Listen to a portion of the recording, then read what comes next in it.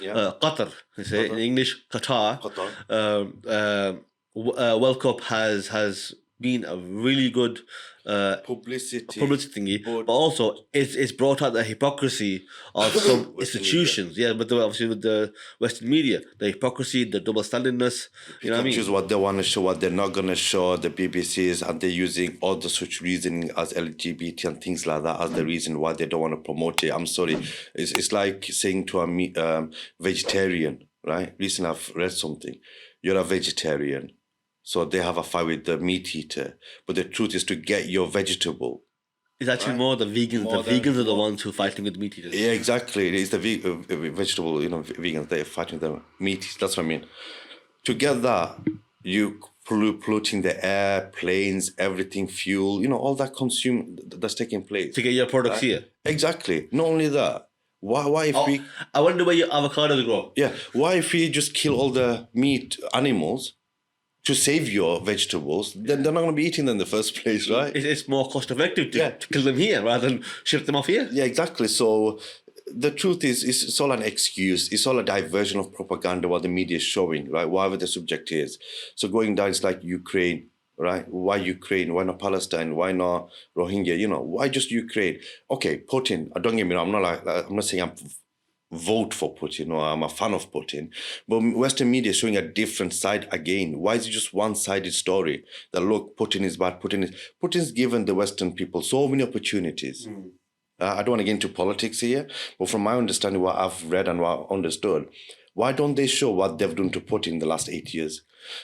Yeah, I may not agree with a lot of the methods and all the ethos, right? But any elected man who fights and develops and grows, right, his own country for his people, I have a huge respect for that. It's like there's people in I can admire that as well. There's a lot of people. I mean, the whole war is nothing but about control, power, dollars, dollars going down, petrol, new financial system is going to be created from all this mess. That's what they want. It's all kind of pre-planned in such a way. Right? So whether it's Putin or anybody else, the Western people are going to decide who's bad and who's good. They put the money in. They push people around. Right? Who said they're correct? I mean, long time ago, they made a comment saying a land without people and people without land. When was Palestine ever without people? When was it? You just come in 1948 and you claim that. Before you, wait a minute, 2,000 years ago, Jesus was there. His followers were there. Moses was there. Right? Solomon was there. So when was it ever without people? Who's behind it? Is there Western hypocrisy people, right? Making claims, making allegation. It's all professional corruption. The whole Zionism and the whole the West Bank, the occupied West Bank and the whole Gaza, Gaza, the whole story. I was watching Muhammad Hijab and somebody else called Daniel something, I can't remember. Yeah, I was watching the podcast and the speeches, and the amount of history was there. You know what I mean? And the truth. We don't know about these things, but we definitely need to know about the history of Palestine. Why are we so attached to Palestine for? I mean, why are the Palestinians not leaving their country and just go somewhere else? Why are they dying to fight with nothing in their hand, no guns, no weapons, but they're staying there and they're dying there? But we're talking about Palestine. I'll tell you another thing that not many people know. Palestine the name was given by the British. Did you know? I heard different. From my understanding, what I've read, and if you go back in the past, the religious theology has always called that area of land Israel. Even in the Quran, there's no such thing as Palestine. It says Israel, right? That part of land is called Israel. So them changing name and everything is irrelevant. For me, that's not relevant. It's irrelevant. But I'll call it Palestine just so people know what's happening. I think the name Palestine is Philistine or whatever. There's actually a lot more behind it. There's more Turkish involvement as well, Afghani involvement, you know what I mean, as well, behind the whole Israel, the whole Jerusalem, Israel and Palestinians and everything else. So by just saying that it's just a British name, I think it's a very, very well, probably even half false, an understatement of the whole issue. Possibly, but there's no mention. I don't know much, actually, but just listening on the podcast that Muhammad Hijab and the other person, you know what? I'll put on the link, the one that's going on, and it opens your mind It to does. more things like where is that all that history come from, and The it opens your knowledge and mind. Yeah, everything. so much history in Palestine. So going back to the main question, that goes back into our elected people. Yeah, right? go for it. Going back, the elected people are responsible for people doing in power. their job. We've elected you. Whatever you're getting facility-wise, good. You're not doing your job properly, right? I'm sorry, it's the time right now. You can't just get up when something happens and start announcing X, Y, Z, or you go to board meeting in councils, nothing happens. They even use the masjid as their that's wrong. playground. I'm sorry, but that's wrong. They use. Of course, it's wrong. They use. A masjid should be a neutral ground. Yeah. It shouldn't be used for anybody's platform.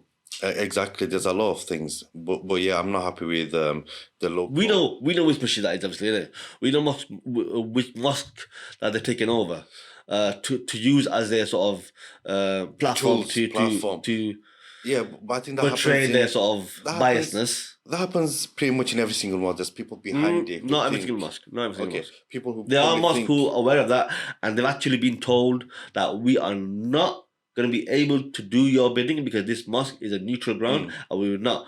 We will pray for you that the best man wins, but more than that, we can't do. Yeah, but yeah, the elected people are not doing their job. It's simple as that. Yeah. It doesn't matter what they claim they're doing. They're not. If you've got 3-4 strikes in a year in general, you definitely not doing your job properly. If the same thing happens over and over again, you've not put the right measures in place. Yeah, you're not doing your job properly. Anybody else, it's like when the mayors walk in or councillors walk in, everyone's like, oh, the councillor's here, be careful, quiet. It's all about form of tradition needs to be followed. Mayor walks around with the gold chain, the tutor is the mayor. Do your job. We don't need to see mayors walking around with the gold chain. I'm sorry, that doesn't fascinate me. We can let some of those traditions go. We can let them go by, but do your job properly. Do your job at least, innit? Yeah. You can wear what you want to wear, right?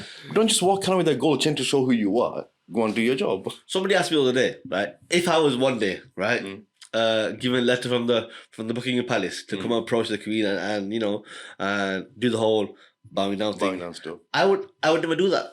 I would never do that. I'll have my own conditions. Say yes, I'll come up. I won't. I'll accept it probably. I'll accept the proposal. But even that's questionable. But I will never bow down. No. Because why? What inspires me not to do that? Because of the Sahabas. They've approached so many kings and queens and all these things. They never bowed down. They took Jews. Not because out of disrespect. Because the only anybody or any being that's worthy of being bowed down to is our Lord. It's Allah. It's simple as that. Yeah. Simple as that. So whatever rules and regulations they have, I'll obviously make my own agreement and say, look, I've accepted this. I'll be there. I'm not going to tell them I'm going to do it. I've accepted you. I'll be there. Once I go there and they start telling me the rules and regulations, I'll just listen to them, but I'm not going to fulfill them. It's simple as that.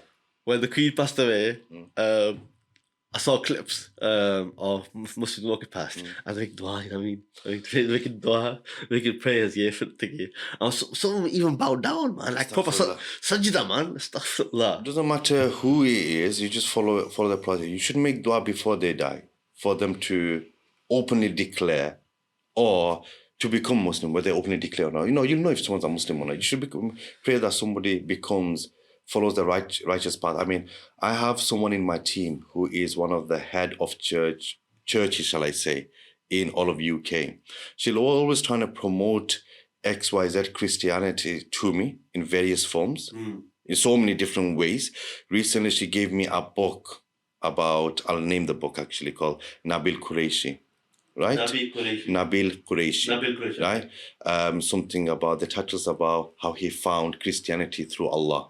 Okay. And doing a bit of digging, I'm sorry to say... That don't make sense. How can you find Christianity through Allah? If Allah sent prophets and the Quran... I don't expect people to go and read the book. The more you can do is that you could take the Quran as the updated version of the Bible. Yeah. Which was the original Bible, not the Bible that you see now. But a lot of people don't understand the misconception and they think, yes, he found Jesus through Allah, because the Quran and whatever he wants to claim. First of all, from my research, I found out he wasn't even classed as a Muslim. He was like a Qadiani or a Shia. Okay.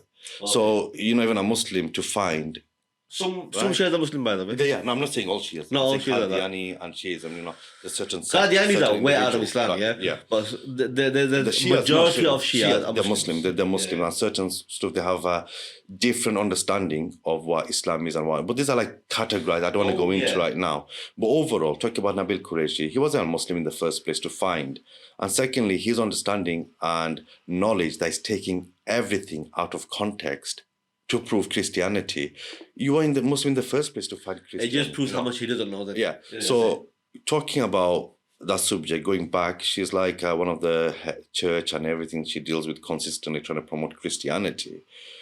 She could do a lot of things, like in terms of like be open, be more debatable, be more understanding, learning other religion properly.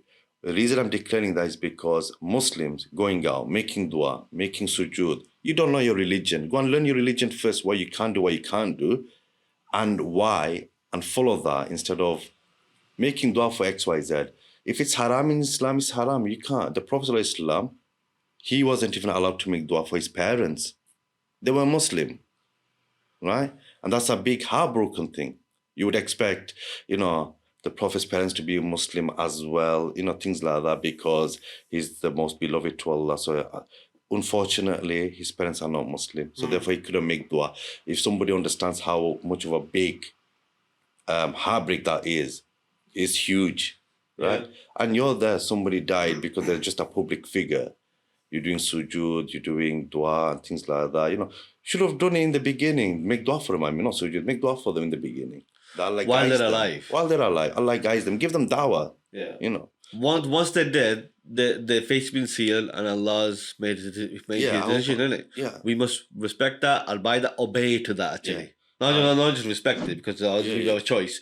We must obey to that will. Yeah. To the will. We have to accept that. No, definitely.